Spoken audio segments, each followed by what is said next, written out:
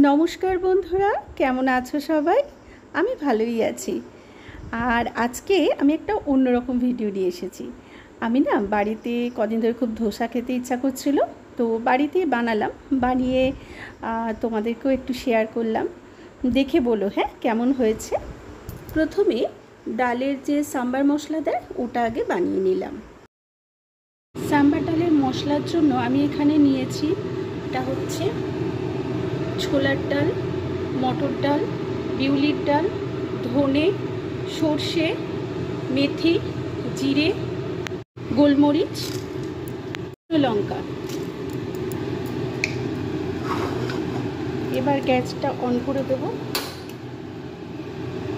একসাথে নাড়াবো।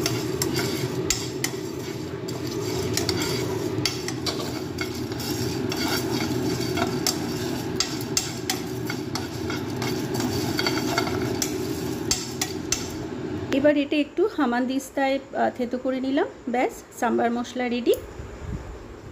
ডালের জন্য নানা রকম সবজি নিয়েছি, আর মুগের ডালটা একটু ভেজে নিয়েছি। আর এটা সাধারণত অড়হর ডাল দিয়ে করলেই ভালো লাগে, কিন্তু ঘরে যেহেতু অড়হর ডাল এই মুহূর্তে নেই, আমি মুগ ডাল দিয়ে কাজ চালিয়ে নিলাম।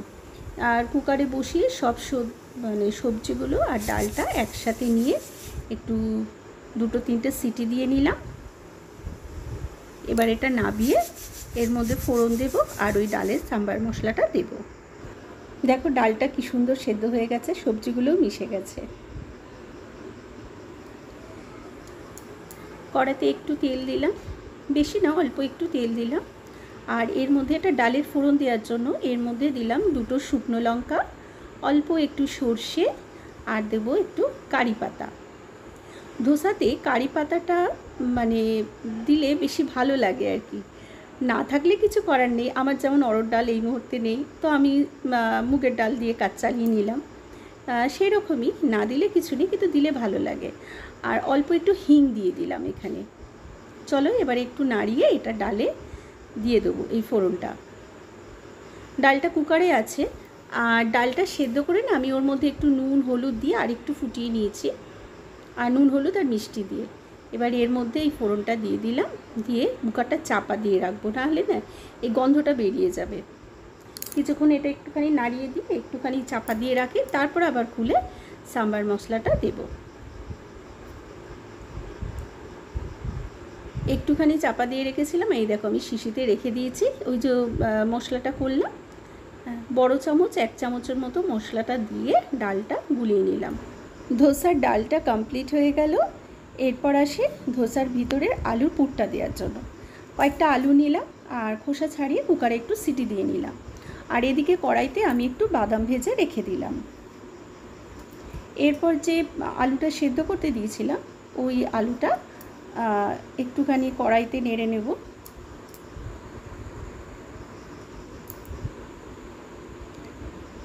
কড়াইতে একটু ফোড়ন দিলাম, মেথি, সর্ষে আর কারি পাতা, একটু হিংও দিয়ে দিলাম। এবার একটুখানি এটা নাড়িয়ে তারপর এর মধ্যে ওই যে সেদ্ধ আলুটা, ওই সেদ্ধ আলুটা দিয়ে দেব। দেখো আমি সেদ্ধ আলুটা এর মধ্যে দিয়ে দিয়েছি। আর যেহেতু আলুটা খোসা ছাড়িয়ে আমি সেদ্ধ করেছি, বেশ ভালোই সেদ্ধ হয়েছে, নরমও হয়ে গেছে। আর এখানে নাড়তে নাড়তে আরেকটু ভালো মাখা হয়ে যাবে আর কি। এর মধ্যে একটু কাঁচা লঙ্কা কুচি দেব, আর তার সাথে একটু পেঁয়াজ কুচি, ধনেপাতা কুচি, এসব দিলেও হয়। তো ধনেপাতা এই মুহূর্তে নেই ঘরে, তাই দিতে পারলাম না। তোমরা করলে মানে দিও। আর যেহেতু আমি এই রান্নাটা আমাদের নিরামিষ দিনে করেছি, তাই পেঁয়াজটা আমি আজকে দিইনি। তো যাই হোক, এখানে এবার ওই যে বাদামটা ভেজে রেখেছিলাম, বাদামটা এর সাথে মিশিয়ে দিলাম। ধোসার জন্য আলুর পুর রেডি। এবার আসি চাটনি। এখানে দেখো আমি এটা চাটনি বানিয়েছি। এতে ধনেপাতা, কাঁচা লঙ্কা আর হচ্ছে নারকেল আর একটু পোস্ত দিয়ে বেটেছি, আর তার মধ্যে একটু নুন মিষ্টি দিয়ে দিয়েছি। আর এটা সাধারণত অনেকে সাদা রঙেরও করে, আমার একটু সবুজ হয়েছে কারণ ধনেপাতাটা আমি একটু বেশি পরিমাণেই দিয়েছি। এবার আসি মেন ধোসা বানানোর জন্য কি কি ব্যবহার করেছি। এখানে নিয়েছি 1 কৌটো সেদ্ধ চাল, আতপ চাল দিলেও হয়, কিন্তু আতপ চালটা এই মুহূর্তে নেই, তো আমি সেদ্ধ চালই দিয়েই করেছি। এর মধ্যে দিয়ে দিলাম একটু জল দিয়ে এটা ভিজিয়ে রাখবো। আর ওদিকে 1 কৌটো সেদ্ধ চাল নিয়েছি, আর বিউলির ডাল নিয়েছি এর হাফ, মানে 8 কৌটো। তো চাল আর ডাল দুটো আলাদা আলাদা করে আমি ভিজিয়ে রাখলাম। এই যে এখানে হাফ কৌটো বিউলির ডাল নিলাম, এটাও আমি জলে ভিজিয়ে রেখে দেব। আর এই চাল আর ডালটা আমি প্রায় 1 বেলার মতো ভিজিয়ে রেখেছি। আর এই কাজগুলো আমি সবার শেষে দেখাচ্ছি, কিন্তু ভেজানোটা আমি সবার আগেই করেছি, তারপর অন্যান্য কাজগুলো করেছি, কিন্তু তোমাদের আমি পরপর দেখালাম। চাল আর ডালটা মিক্সিতে বেটে নিয়ে একসাথে মিশিয়ে নিয়েছি। আর উনুনে একটা ধোসার বানানো চাটু বসালাম। আর এতে আর তেল দিইনি, যেহেতু এটা ননস্টিকে, একটু জল ছিটে দিলাম। আর এই যে চাল ডালটা বেটে একসাথে মিশিয়ে নিয়েছি। এবার এক হাতা করে দেব। আর এটা না যতটা পাতলা হয় ভালো, তবে একেবারে লিকুইডের মতো না, মানে মোটামুটি একটু, এই যে আমি যেরকম করেছি এরকম পাতলা।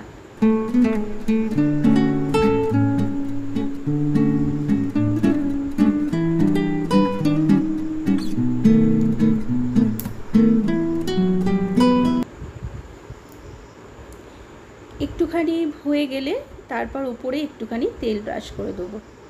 অন্য চাটু হলে একটুখানি ওপরে তেল ব্রাশ করে দিলে ভালো হয়, যেহেতু এটা ননস্টিকের তাই আমি একটু জলে ছেটে দিলাম। কিন্তু এর উপরে একটুখানি, মানে ধোসাটা একটুখানি হয়ে গেলে আমি একটু তেল ব্রাশ করে দিলাম। আর এই যে আলুর পুরটা এবার একটুখানি এর মধ্যে দিয়ে দেব। দিয়ে দেখো দুদিক দিয়ে এরকমভাবে একটু করে মুড়িয়ে দেব।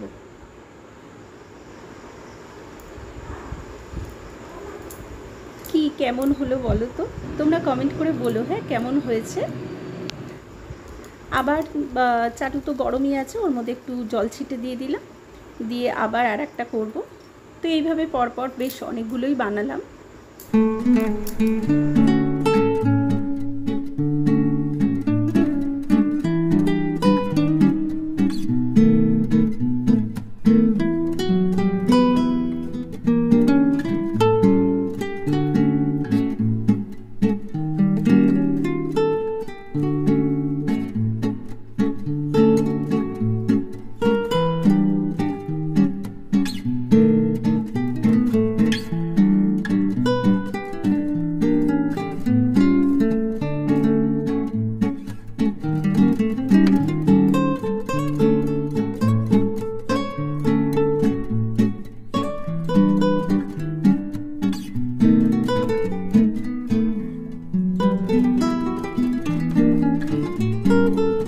এইভাবে এক এক করে বেশ অনেকগুলোই বানালাম। তো চলো আজকের মতো ভিডিও এখানেই শেষ করি।